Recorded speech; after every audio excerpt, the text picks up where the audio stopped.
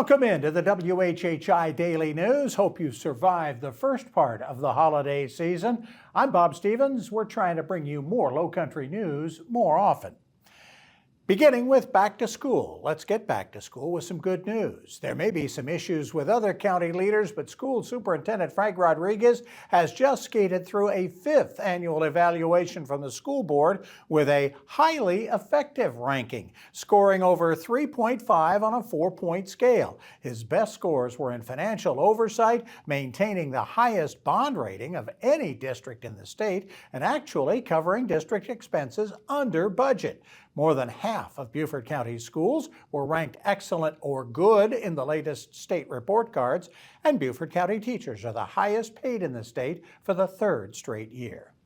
Quietly before the Thanksgiving holiday, the State Board of Education ordered 7 books to be removed from library shelves in classrooms in the state's public schools for sexual content, but decided that 3 classic books can stay. It is the state's first pass at eliminating books that had been left to local schools before.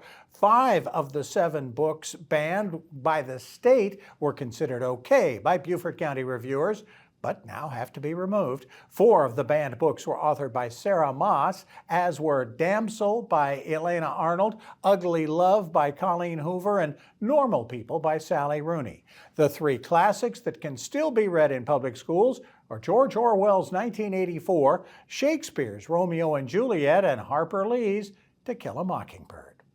While Alpha Genesis rounds up the final handful of monkeys that escaped their compound last month, the debate over the facility's future is now in the hands of a whole lot of lawyers and likely judges. PETA has now filed a complaint against the research and breeding company, asking the U.S. Department of Agriculture to investigate after a whistleblower report that more than 20 monkeys endured agonizing deaths in the last few years. The USDA says it will take 30 to 60 days to investigate those claims.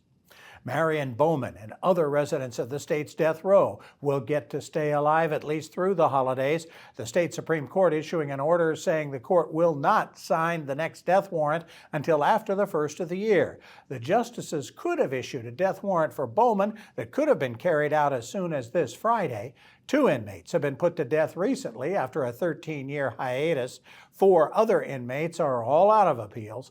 The 44-year-old Bowman is next in line to be executed. He spent more than half his life on death row after being convicted of shooting a friend and then burning her body back in 2001.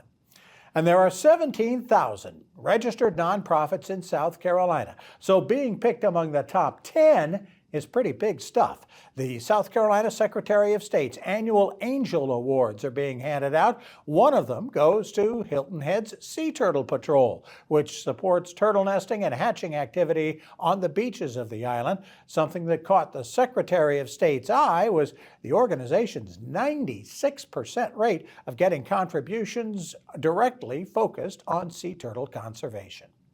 For more details on these stories and other Lowcountry news, we invite you to visit the sources listed on your screen. The weather has been terrific the last few weeks. Can we expect a continuance, or are things going to get a little more wintry? Let's hear more from Maria Soden. And now we'll look at your weather, brought to you by Lowcountry Crawl Spaces. Yep, so taking a look ahead, it does look like it's going to be sunny but slightly cooler as we get through this week, and then we are going to see an uptick in the temperatures by the end of the week. So taking a look at Tuesday, it's going to be sunny but again cooler, with Hilton having a high of 48, a low of 38, Bluffton's going to have a high of 49, a low of 33, and Beaufort's going to have a high of 48 and a low of 35. The sunrise for Tuesday is going to be at 7:07 and sunset's going to be at 5:18. Taking a look at the tides, high tides will be at 10:19 a.m. and low tides will be at 5:52 p.m. Taking a look into the rest of the week, Wednesday it's going to be sunny with highs in the mid-50s, lows going to be in the mid-30s. Then come Thursday, it's going to be partly cloudy with the highs going back up into the low 60s, lows are going to be in the 40s. And then come Friday, it is going to be breezy in the morning, otherwise it'll just be sunny throughout the rest of the day, and again cooler with the highs dropping down into the 50s again, and lows are going to be in the upper 30s. That's it for today. Everybody have a great week.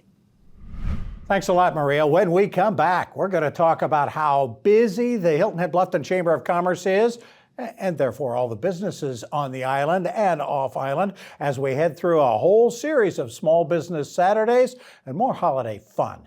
Charlie Clark's next.